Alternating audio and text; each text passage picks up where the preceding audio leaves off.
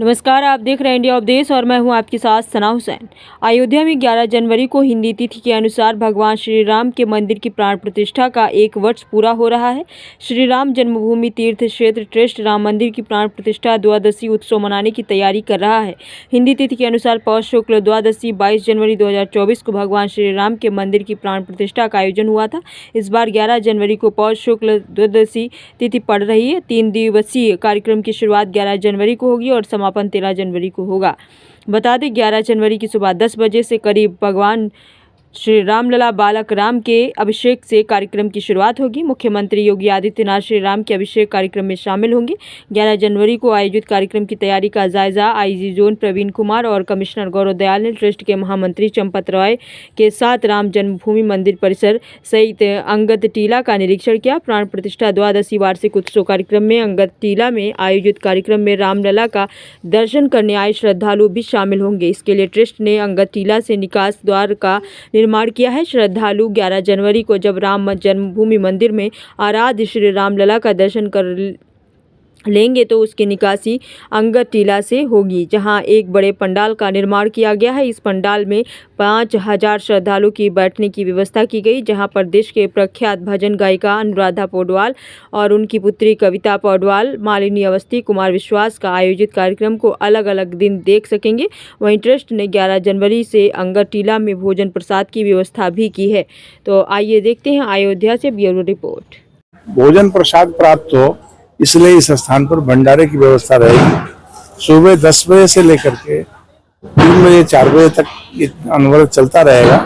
सभी श्रद्धालु यहाँ प्रसाद प्राप्त कर सकते हैं। अभी 11, 12, 13 3 दिनों का जो प्रतिष्ठा द्वादशी का कार्यक्रम है, उसका जो सार्वजनिक कार्यक्रम संपन्न होने वाला है, जिसके लिए सबको निमंत्रण भेजा गया है।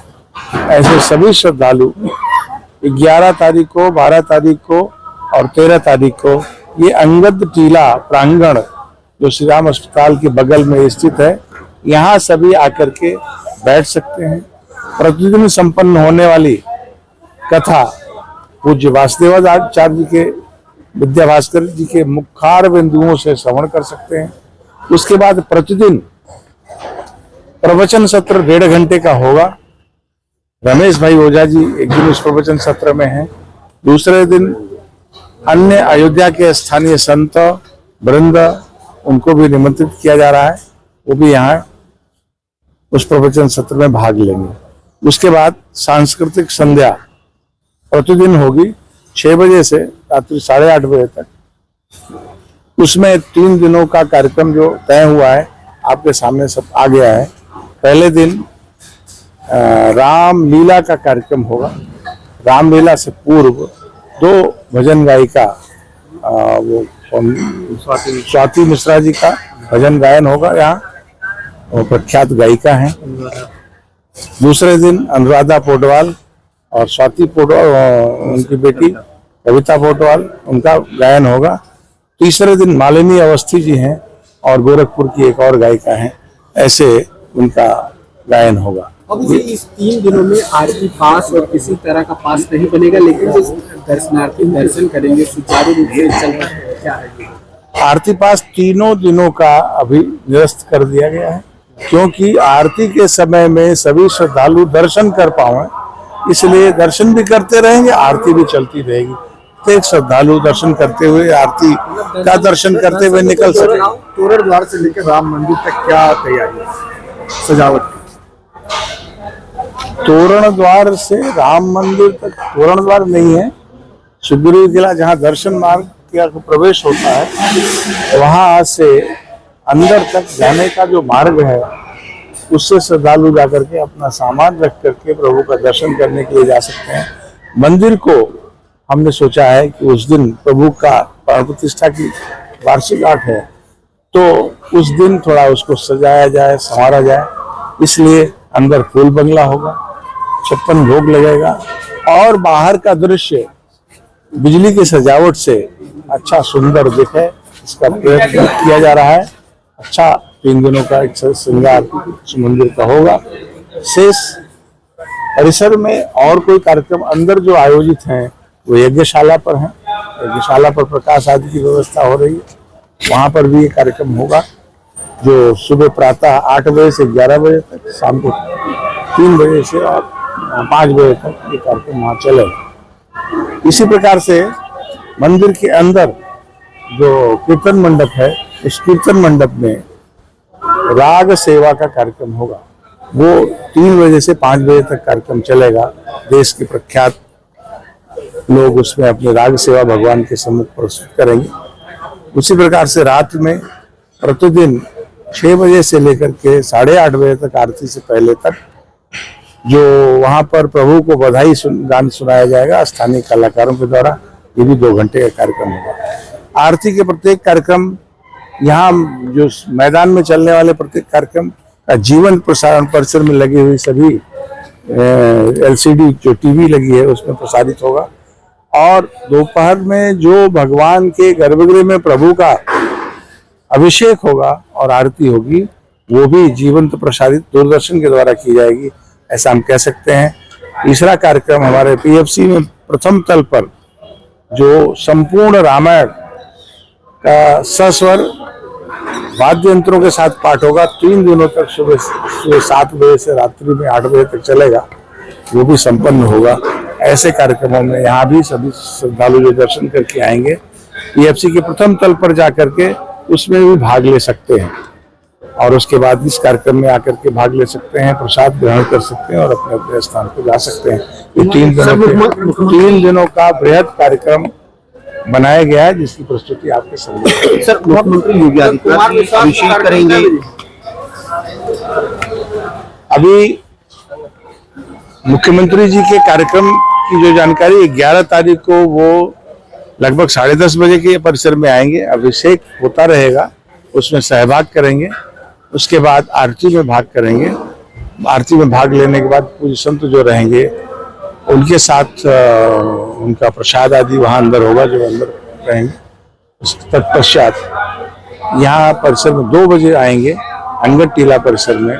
यहाँ पर मुख्यमंत्री जी का उद्बोधन होगा, क्योंकि ये प्रवचन सत्र उस दिन 2 बजे से होगा। शेष दिनों प्रवचन सत्र 3:30 बजे होगा।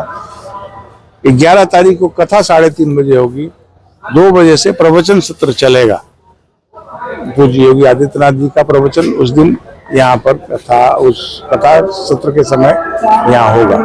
3 बजे वो यहाँ से समयावधि बढ़ाई गई है। दर्शन अवधि जो 3 दिनों तक कार्यक्रम है, राम भक्त आसानी से दर्शन करे रामलला का, उस समय अवधि जो प्रेजेंट टाइम में चली क्या होगा? सुबह आरती का समय दर्शन का समय होगा। जिस समय आरती के लिए लोग प्रवेश करते थे, वो सभी के लिए, केवल आरती पास धारक नहीं, आप श्रद्धालु उस समय जा सकते हैं और प्रभु की आरती का दर्शन करते हुए वो आगे बढ़ जाएंगे। दर्शन चलता रहेगा। ठीक इसी प्रकार बढ़ गई है। जब आरती का पास बंद कर दिया गया, सभी श्रद्धालु उस आरती में जा सकते हैं। ठीक उसी प्रकार से दोपहर में भी जो भोग आरती है वो भी होती है। सभी श्रद्धालु उस समय सब किस तरीके के कार्यक्रम है यहाँ पे और क्या तैयारी की गई है? जय श्री राम। हृदय नारायण चतुर्वेदी। यहाँ का भोजन व्यवस्था और यहाँ की व्यवस्था मैं देख रहा हूँ। अभी प्रतिष्ठा द्वादशी का कार्यक्रम है 11, 12, 13। चूँकि प्राण प्रतिष्ठा पिछले बार 22 जनवरी को द्वादशी के दिन था, तो अपने यहाँ तिथि के अनुसार होता है। इसी में माननीय मुख्यमंत्री जी आएंगे और इसी में 11, 12, 13 को बड़ा कार्यक्रम होना है। इस पंडाल में लगभग 5000 जनता की बैठने की व्यवस्था की जा रही है। और यहाँ पर जो ये गेट खुलेगा, यहाँ से लोग प्रसाद पाते हुए अंगद टीला से वापस बाहर जाएंगे। क्या प्रसाद की व्यवस्था की गई है? भोजन प्रसाद की व्यवस्था की गई है कि जो भी उपलब्ध हो। पहले अभी पहला दिन रहेगा, संख्या देख करके क्या अनुपात, तो पहले दिन हम तहरी की व्यवस्था कर रहे हैं, उसके बाद फिर हम अपनी व्यवस्था करेंगे। और कुछ सूखा प्रसाद भी दे रहे हैं? सूखा प्रसाद की भी व्यवस्था की गई है। बूंदी या लड्डू प्रसाद देने की व्यवस्था की गई है। बन रहा है लड्डू। ये तीनों दिन बटेगा प्रसाद? ये तीनों दिन बटेगा। तीनों दिन यहाँ श्रद्धालुओं को के लिए लड्डू प्रसाद की व्यवस्था? लगभग हमारा लड्डू जो है 1 लाख तैयार किया गया है, उसको वितरण करने के लिए। महोत्सव मनाया जाएगा, क्या तैयारियां हैं, क्या क्या निर्देश दिए गए हैं और प्राण प्रतिष्ठा की 1st एनिवर्सरी 11 तारीख को मनाई जाएगी और उसके दृष्टिगत राम जन्मभूमि परिसर के अंदर और उसके निकटवर्ती जो ये हम जहाँ पर खड़े हुए हैं अंगा टीला जगह को बोलते हैं, इन सब जगहों पर विभिन्न कार्यक्रम आयोजित किए जाएंगे और माननीय मुख्यमंत्री जी का आगमन भी उस दिन होगा और उस दिन रामलला के दर्शन करने के बाद फिर माननीय मुख्यमंत्री जी यहाँ पर आकर फिर यहाँ पर संबोधन करेंगे। तो उसमें अलग अलग लोकेशंस पर अलग अलग कार्यक्रम है। हवन का आयोजन किया जा रहा है वहाँ पर, उसके अलावा राग सेवा होगी, फिर हमारा यहाँ पर प्रवचन की व्यवस्था भी रहेगी, उसके बाद में यहाँ पर प्रवचन होंगे। तो इस तरह से काफ़ी सारे कार्यक्रम आयोजित किए जा रहे हैं और उसके संबंध में ट्रस्ट के पदाधिकारियों के साथ हम लोग अभी वार्ता कर रहे थे किस प्रकार से जो इन्वाइटीज़ हैं उनको किस रूट से लाना है, कैसे बैठाना है और किस प्रकार से कोई असुविधा ना हो, किसी को और कोई अव्यवस्था ना हो, उसकी योजना हम लोग बना के उसको अभी फाइनल कर रहे हैं और उम्मीद करते हैं कि बहुत ही सफल कार्यक्रम जिस प्रकार से 11 जनवरी 2024 को 22 जनवरी 2024 को प्राण प्रतिष्ठा का आयोजित हुआ था, उसी प्रकार सफलतापूर्वक ये वाला कार्यक्रम भी आयोजित होगा। सर, क्योंकि पब्लिक बहुत रहेगी, लोग बाहर से भी आएंगे वार्षिक उत्सव में शामिल होने के लिए, तो ऐसे में किस तरीके से दर्शन पूजन होगा, क्या रूट डाइवर्जन या इस तरीके से कोई दिक्कत नहीं? वो रूट डाइवर्जन पे भी हम लोगों ने अभी चर्चा की है और डिपेंडिंग ऑन कि कितनी संख्या में लोग आते हैं तो उस प्रकार से अलग अलग योजनाओं को हम लोग एक्टिवेट करेंगे। तो जो डाइवर्जन्स हैं, जब बड़ी संख्या में लोग श्रद्धालु आते हैं अयोध्या में तो कई प्रकार के डाइवर्जन्स हम लोग पहले से बना के रखते हैं और उनको एक्टिवेट समय समय पर किया जाएगा, तो अव्यवस्था ना हो और बहुत कंजेशन ना हो और सफिशेंट टाइम पुलिस और मैजिस्ट्रेसी को मिल सके रिएक्ट करने का, उस प्रकार से हम यहाँ पे जो श्रद्धालु आएंगे उनको विभिन्न मार्गों पर डाइवर्ट करेंगे। सर, एक मात्र निकासी होती रही है, पहले भी विभिन्न आयोजनों में यहाँ से निकासी होती रही है। उस दिन चूँकि माननीय मुख्यमंत्री जी यहाँ पर आएंगे तो उसका एक्सेस कंट्रोल रहेगा और रेगुलर जो निकासी होती है यहाँ से ना होकर वो सुगरी पिलासी होगी। और सर, इसके अलावा राम मंदिर ट्रस्ट एक अनवरत यहाँ पे लगातार भंडारे के रूप में यहाँ पर अनवरत भोजन को प्रदान किया जाएगा। जितने हमारे श्रद्धालु आते हैं जो भी यहाँ पर भोजन करना चाहेंगे वो कर सकेंगे। तो आप देखेंगे अयोध्या के विभिन्न मंदिरों में ये भंडारे लगातार चलते भी रहते हैं और उसी तर्ज पर राम जन्मभूमि के जो ट्रस्ट है उन्होंने भी ये निर्णय लिया कि वो भी यहाँ पर इसको लगातार अनवरत रूप से चलाएंगे।